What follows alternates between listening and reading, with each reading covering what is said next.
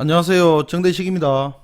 오늘의 주제는 유가 폭락이 부동산에 미치는 영향에 대해서 말씀을 좀 드리겠습니다. 최근 그 주식이 폭락하면서 유가도 많이 폭락했거든요. 주식이 폭락하니까 또 유가도 폭락하게 되는 거고, 또 유가가 또 폭락하니까 주식도 폭락하게 되면서 계속 악순환이죠. 그래서 지금 시장이 상당히 좀 엄중해요. 그러다 보니까 마음도 상당히 좀 무겁습니다. 아, 지금 보시면 그 이게 빅데이터로 보는 이제 그 중요 이슈들인데 요게 지금 상황을 잘 말씀을 해 주시는 것 같아요. 보시면 코로나, 그죠? 그리고 경제 성장률, 그리고 경기 부양책, 그리고 기준금리. 그래서 요 내용들에 대해서 오늘 이야기를 좀 드리려고 합니다. 그래서 각 나라의 그 지금 주식들이 폭락을 하다 보니까 나라별로 지금 선제적으로 금리를 갖다가 엄청나게 인하를 많이 했습니다. 그래서 미국 같은 경우에는 지금 연준에서 어제 새벽입니다. 어제 새벽에 우리나라가 장 열리기 전에 시장이 열리기 전에 100bp 1%를 갖다가 인하를 했어요. 그래서 지금 0%입니다. 미국은 주마다 금리가 좀 다르기 때문에 그게 있습니다. 폭이 있습니다. 그리고 이제 유럽은 금리 인하를 갖다가 하지는 않았습니다. 금리 인하를 하지는 않았는데 왜냐하면 금리가 워낙 저금리이기 때문에 인하를 할 게 없어요. 그러니까 금리 인하를 해갖고 실익이 없기 때문에 그 대신 이제 양적 완화를 하겠다는 겁니다. 양적 완화를 하는 거고요.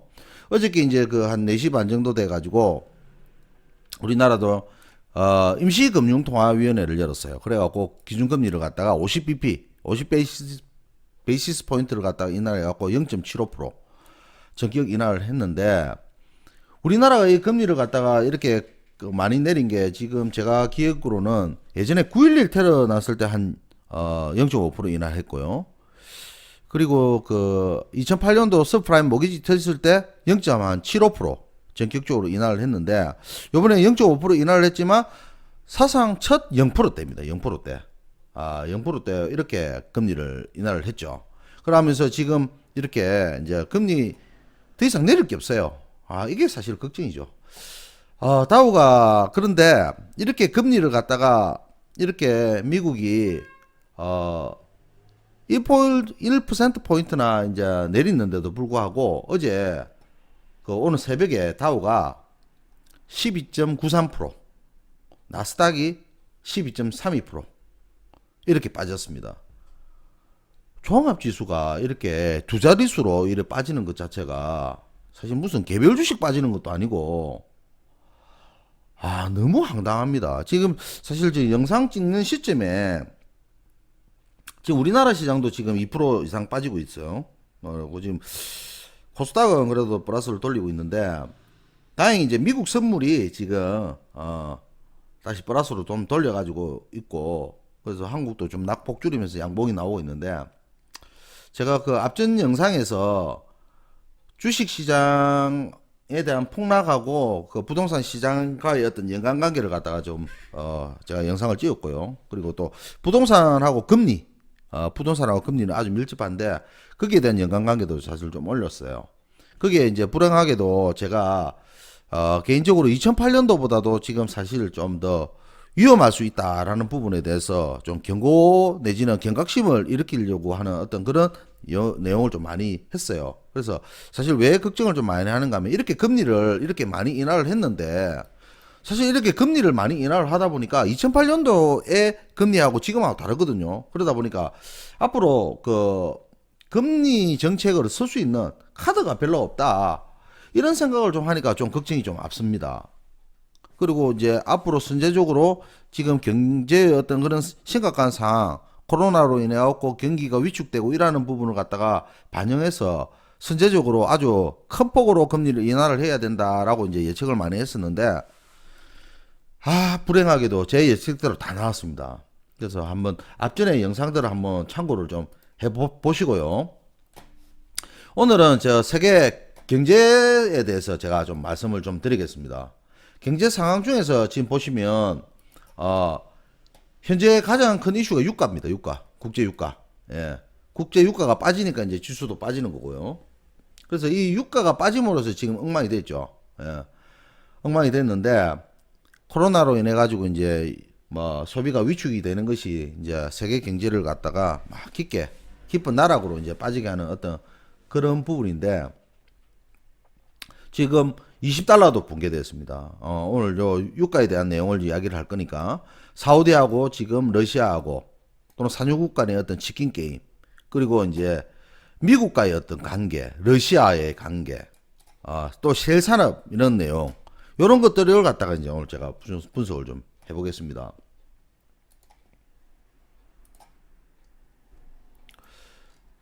자, 우리가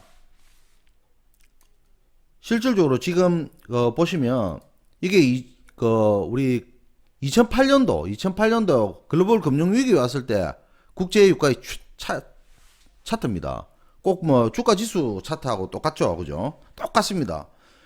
왜냐하면 저 지수 주식의 어떤 지수하고 유가의 어떤 지수도 주식이나 그 유가나 거의 계리율이 거의 한 70, 한 5% 이상 돼요. 그래서 거의 똑같아요.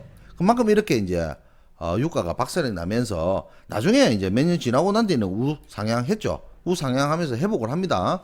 지금 이 단계가 사실 막 공포 국면이 접어들게 돼 있거든요. 그래서 그때는 유가도 140달러였습니다. 배럴당. 그리고 많이 빠져본들 86달러인데 지금 나중에도 제가 이야기를 드리겠지만 30달러를 깼거든요. 이게 심각한 겁니다.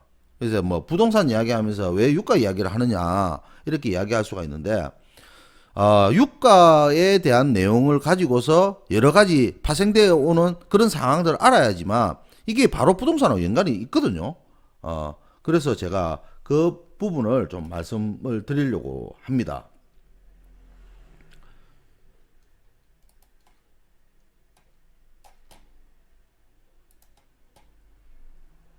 자, 요 보시면 국제 유가가 30달러 밑으로 내려왔어요. 30달러 밑으로. WTI가 9.6%, 서부 텍사스산 중진료입니다. 브렌트 11.2%. 이렇게 박살나면서 지금 급락을 했죠. 예, 3월 9일 날 급락을 하고 31.5달러 뭐 이런 식으로 지금 움직이고 있는데 최근에 지금 어떻게 돼 있는가 하면 배럴당 28달러 박살난 겁니다. 지금 30달러 미만으로 떨어졌어요. 요게 지금 문제입니다. 근데 이걸 보시면 어떻게 보면 이제 사우디하고 러시아가 지금 벌이는 유가 전쟁 여기서 이제 비롯됐습니다. 사실 이제 코로나가 나오기 전에 코로나에 나오기 전부터입니다. 전부터 실질적으로 이제 이야기가 나오는데 경기가 또는 경제가 이제 침체가 좀 오니까 위기감을 느껴갖고 감산 합의를 하는 거죠. 감산 합의를 하면서 이제 감산 합의를 했는데 그 감산 합의가 잘 안 된 거예요. 예. 그런데다가 이제 불난 집에다가 기름을 부어버렸죠. 그 기름이 바로 코로나입니다. 유가 폭락 원인을 한번 보면 제가 아까도 말씀드렸지만 제가 유가를 분석하는 이유가 이게 주택하고도 연관이 있어요. 그래서 오늘 영상을 여러분들이 끝까지 보셔야 됩니다. 세계 경제가 어려워지면서 소비가 위축이 되죠. 소비가 위축이 되니까 당연히 석유 수요도 위축이 됩니다. 석유 수요가 점점 적어지니까 원유 가격이 하락합니다. 그러다 보니까 이제 메이저인 러시아라든지 오페크 이런 데가 석유 생산을 감산하자 그래갖고 이제 유가의 가격을 좀 조절하자 이렇게 했는데 그 합의가 잘 안 됐죠. 그래갖고 러시아가 지 맘대로 원유 생산을 해버립니다. 그러니까 이제 막 이게 사우디가 빡친 겁니다. 그러면 좋다. 나도 사우디도 원유 생산량 늘리겠다. 이렇게 한 겁니다. 러시아가 천연가스가 수출 1위고요. 원유가 2위입니다. 그 나라. 세계에서. 사우디가 2위가 될 때도 있고 원유가 뭐 이렇게 하는데 그게 조금씩 다릅니다. 러시아는 사실 이렇게 천연가스하고 석유를 생산해 가서 먹고 사는 나라죠. 그래서 사실 많이 생산해야지 팔아먹어야 됩니다. 팔아야 먹고 삽니다. 근데 사실 석유를 갖다가 감산한다, 원유를 사실을 감산하기가 쉽지가 않습니다. 감산하기 어려운 내용들이 억수로 많아요. 그런데 공장을 갖다가 놀려야 되잖아요. 근데 중요한 거는 뭔가 하면 그런 것도 있지만 한번 감산을 해가지고 이 점유율을 뺏기면 그게 문제거든요. 이 원유는 몇 년 기간 동안 이렇게 그 계약을 하기 때문에 한번 점유율 뺏기면 그 찾아오기가 힘들어요. 그리고 또 만약에 어디서 누군가가 감산을 해갖고 제가 우리나라 같은 경우에도 우리나라가 지금 석유 수출국 5위 정도거든요. 석유 제품. 그만큼 우리가 석유 수입을 많이 하는데 예를 들어서 그 공장에서 만약에 중진류든 경진류든 받아갖고 좀 정제하는 어떤 그런 부분에 대한 공정을 다 맞춰놨는데 그거 바꾸기가 쉽지가 않거든요. 어쨌든 점유율을 갖다가 찾아 회복하기가 어렵기 때문에 사실 감산하기가 어렵습니다. 그런데 어쨌든 사우디가 만약에 감산을 안 하고 만약 유가를 생산을 늘리게 되면 수요와 공급의 원칙에 엇갈게 갖고 유가는 당연히 하락하죠. 예. 수요는 일정한데 공급을 늘리면 가격이 빠지는 건 당연하지 않습니까? 근데 지금은 수요도 없어요. 예. 그러니까 이제 뭐 러시아 같은 경우에는 원유 팔아 갖고 이제 먹고 사는 나라인데 그러니까 니도 한번 먹어봐라 이렇게 하면서 같이 죽자 이렇게 된 겁니다. 그래서 쉽게 말해서 누가 하면 이기나 이렇게 치킨 게임을 하는 거죠. 그게 이제 문제인 거죠. 이 치킨 게임 해가지고 어쨌든 누가 이기든 누가 지든 한번 해보자라는 겁니다. 이래서 이제 유가가 폭락을 한 거죠. 이게 이제 드러난 팩트인데 그러니까 유가가 폭락하니까 이제 주가도 박살나는 거죠. 근데 문제는 사실 이 치킨 게임을 해가지고 그냥 좀 감산하고 그러면 끝이 날 수도 있어요. 근데 중요한 게 뭔가 하면 문제는 러시아하고 트럼프의 문제거든요. 미국이 문제거든. 트럼프보다는. 트럼프가 세일가스 산업을 엄청 밀었습니다. 여러분들 아시겠지만 자기 지지 기반이거든요. 미국 공화당의 강력한 어떤 지지적인 석유업계, 자기 어떤 그 11월 달에 그 대선 하잖아요. 재선. 그 연관이 있습니다. 미국에서 이제 세일가스를 채굴 하는데 사실 오페크 국가들보다도 원가 구조가 많이 높아요. 배럴당 한 50불 정도 뭐 이렇게 해야지 이제 BP가 나온다는데 그게 이제 손익분기점이 나오는 겁니다. 많이 이제 기술이 좀 발달돼 가지고 한 40불 초반도 된다고도 이야기하는데 어쨌든 원유 가격이 40불 이하로 떨어지면 어떻게 되겠습니까? 박살이 나는 거죠. 예. 그래서 지금 요런 게 걱정이 되는 겁니다. 미국도 이제 채산성이 안 맞으니까 엄청 손해고 경제에 막대한 타격이 오는 겁니다. 제가 이 부분이 걱정하는 겁니다. 부동산을 이야기하면서 유가를 이야기하는 요 부분, 이제 여기서부터 잘 들어보세요. 미국의 세일가스 업체들이 엄청나게 많은 겁니다. 벌써 이 뉴스에 이래 나오잖아요. 유가 폭락에 미국 세일 산업이 흔들거린다고. 생산, 투자, 축소 이래 나옵니다. 예. 사우디하고 러시아 유가 전쟁은 타겟은 미국이다. 이런 이야기가 나와요. 미국의 세일가스 관련 업체들이 엄청 많은데 지금 원유 가격이 만약에 이렇게 떨어져가지고 채산성이 안 맞으면 그 세일가스 업체들이 전부 다 부도가 납니다. 부도가 나면 지금 미국이 그 양적 그 2008년도 서프라임 모기지 터지면서 양적 완화를 엄청 했거든요. 그러면서 금리를 엄청 낮췄잖아요. 제로 금리로 해가지고 그렇게 했던 그 양적 완화 때문에 저금리로 사실 이 셰일 업체들이 살아남은 거거든요. 그렇게 하다 보니 그 애들이 실질적으로 공장도 가동도 엄청나게 하고 그 공장 설비도 많이 했단 말이야. 그래서 거기에 대해서 그자들이 사실 투기 등급이거든요. 거기에 많은 돈이 들어갑니다. 그게 정급 펀드라고 이야기하죠. 이게 문제가 터지는 겁니다. 여기에 저는 상상하기도 싫었거든요. 저는 이제 경제 흐름을 분석하는 사람이기 때문에 이게 어떻게 익스포저가 늘어나고 이 디폴트가 터지면요 미국 세일가스 업계부터 해가지고 디폴트 우려가 터지면서 익스포저 떨어지고 이렇게 되는 겁니다. 그게 저는 걱정이죠. 예. 이게 지금 그 정크 본드가 뭔가 하면 셀가스 업체들이 전부 다 발행한 게 정크 본드거든요. 1000억 달러가 넘습니다. 1000억 달러가. 이 정크 본드가 뭔가 하면 신용 등급이 트리플 B, BBB 이하가 투기 채권인데 요게 만약에 롤오버가 안 될 수가 있어요. 쉽게 말해서 만기가 됐는데 연장이 안 될 수도 있단 말입니다. 그러면 이 유동성 위기가 터지죠. 이게 이제 금융위기로 확산되면 이제 큰일 나는 겁니다. 지금 이 유가 하락에 의한 금융위기 가능 시나리오 있지 않습니까? 제가 한번 적어봤는데 제 나름대로 한번 적어봤어요. 이 상품시장부터 상품시장에 WTI 그 서부 텍사스산 중진류가 또는 두바이유 이런 것들이 기반으로 해가지고 그 레버리지 상품이 엄청 많단 말이에요. 그리고 파생 결합 상품들이 엄청 많거든요. 그런 것들이 하나하나 타격을 받게 되면 거기에 있던 투자했던 은행들이 다 망합니다.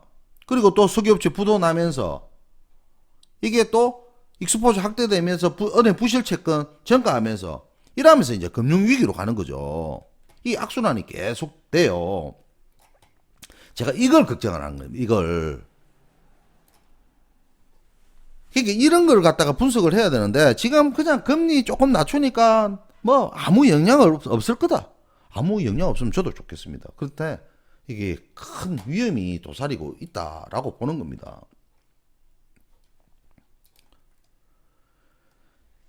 근데 숨어 있는 내막이 있어요. 이게 숨어 있는 내막이 러시아가 세일을 찾겠다는 거거든요. 이게 문제입니다. 지금 숨어 있는 내막이 있는데 이 어떻게 보면 러시아의 모략입니다. 모략. 원유 가격이 이제 하락이 됐죠. 그러면 러시아도 죽어요. 사우디도 다 죽습니다. 다 힘든데 미국의 셰일가스 만드는 제조업체를 갖다가 날리려고 하는 거죠. 쉽게 말해서 미국을 어렵게 만들려고 하는 겁니다. 미국이 사실 그 원유 수출국 1위거든요. 이게 셰일가스가 이게 1위로 만들었단 말이야. 근데 이 셰일가스 생산 원가가 제조업체들이 만약에 파산하도록 하면 왜냐? 왜 파산하겠어요? 얘는 아까 40불, 최소 40불이거든요. 50불 정도 되는데 지금 기술이 발달돼 갖고 한 40불 정도로 해 갖고 이제 BP가 제조원가가 맞춰진다는데 그게 지금 어떻습니까? 30달러로 이하로 떨어졌잖아요. 그러면 얘들은 못 만든단 말이에요. 만들면 석유를 생산하면 생산할수록 미국에 있는 셰일 업체들은 손해가 나거든요. 그러다 보니까 계속 만들어 갖고 이 치킨 게임을 하는 겁니다. 그러니까 이게 문제라는 거죠. 이것만 있습니까? 지금 여러 가지 문제가 있죠. 지금 원유 생산 비중이 높은 이라크라든지 또는 뭐 알제리, 나이지리아 뭐 이런 나라들도 엄청 피해 보거든요. 경제적으로 엄청나게 타격 봅니다. 그러니까 이런 나라들은 또 고래 싸움에 새우등 터집니다. 그러니까 이게 이렇게 되면 산유국들이 지속이 되겠습니까? 그러니까 이게 상당히 어렵다 이렇게 보는 겁니다. 저도 이런 부분이 이제 사실 걱정이죠. 우리나라도 지금 그 유일하게 지금 이제 코로나 때문에 이런 영향이 오니까 전부 다들 이제 GDP를 전망을 갖다가 다 낮춥니다. 예. 전부 다 낮춥니다. 우리나라도 마찬가지죠. 예. 우리나라도 지금 계속 낮추는 겁니다. 지금 이렇게 되면 경제 성장이 점점 떨어지게 되면 인플레이션이 안 생기게 되죠. 물가 상승이 없습니다. 그러다 보면 실물 자산인 주택도 마찬가지죠. 예. 그래서 저는 이런 내용이 아주 중요하기 때문에 미국 그걸 분석을 했는데 이렇게 이제 경제 성장률 전망이 떨어지면 결과적으로 실물과 금융이 이제 같이 약해지는 복합 위기가 이제 온다고 볼 수 있죠. 그럼 부동산도 영향 많이 받습니다. 특히 이제 부동산 중에서 주택의 하방 압박이 이제 제일 높아지고 강해지지 않을까 생각합니다. 그러면서 이제 더블 디입으로 이래 가버릴 수가 있죠. 사실 이런 부분이 제일 걱정스럽습니다. 뻔히 가는 길이 보입니다. 여하튼 준비해야 하고 준비하면 이길 수 있습니다. 앞으로 코로나도 좀 진정이 좀 되고 원유도 이제 감사한 합의도 좀 다시 해서 원유 가격이 좀 상승하고 좀 실물 경제도 좀 살아나서 금융 위기로 좀 확산되지 않기를 바라는 마음입니다. 오늘 영상 감사합니다. 그리고 구독도 부탁드립니다.